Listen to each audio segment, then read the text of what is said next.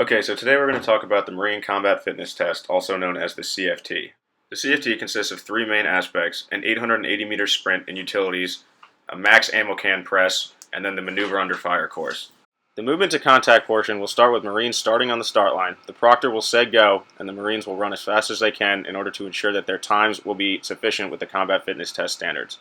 The next portion of the combat fitness test is the ammunition lift. The ammunition lift is a repetitive lift of a 30-pound ammunition can from shoulder height to overhead. The starting position for the ammo can lift is to hold the ammunition can sideways at shoulder height with both hands, handle facing away from the participant. The proper lifting technique is head up, chest elevated, and lumbar curve maintained. Feet will remain shoulder width apart or staggered in a basic warrior stance position.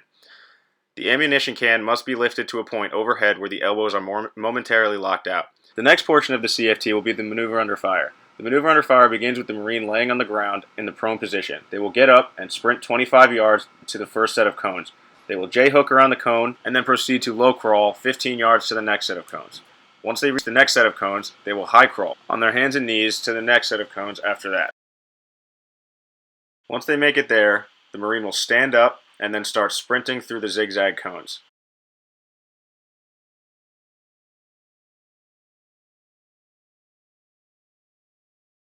At the end of the zigzags, you will find your buddy. What you do with your buddy is you will have to body drag them around two cones. The proper buddy drag form will be to squat down, reach through their armpits, grab their wrists, and then lift up with your legs. Once you do this, you will start walking backwards to the first cone. You will then turn around that cone to the next cone in the zigzag. And then once you get to that cone, you will perform a buddy carry. The proper form for a buddy carry will be to grab the wrist, shoot the opposite arm underneath the legs, and then balance them on the shoulder. You will want to have one hand free, and the partner will be pushing on the lower part of your back in order to give you support. And then you will start sprinting into the initial line. You'll want to make sure that when you're buddy carrying, you're continuously shuffling your feet and swinging your arm to give you the most momentum. Once you get to the start line, you'll drop your buddy over the line, and then pick up the ammo cans and start sprinting back through the course. You can hold your ammo cans either at the side, you can flex your arms and hold them higher, or you can place them on your shoulders and run.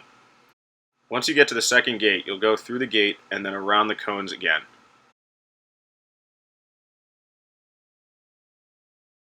Once you get to the last cone, you will then conduct the grenade toss. You will drop your ammo cans, pick up the grenade, and then throw it at the pit. Once you throw the grenade, you will instantly drop down and conduct 5 push-ups. If you hit the grenade inside the pit, the proctor will raise his hands and then yell, "Hit!" which will subtract 5 seconds from your time.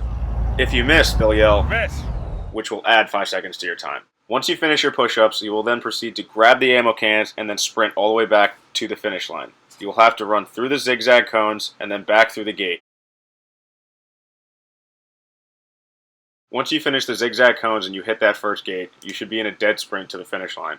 The scoring for all 3 parts of the combat fitness test for males and females of all age groups will be listed in a link below in the description. This has been the proper way to conduct the combat fitness test.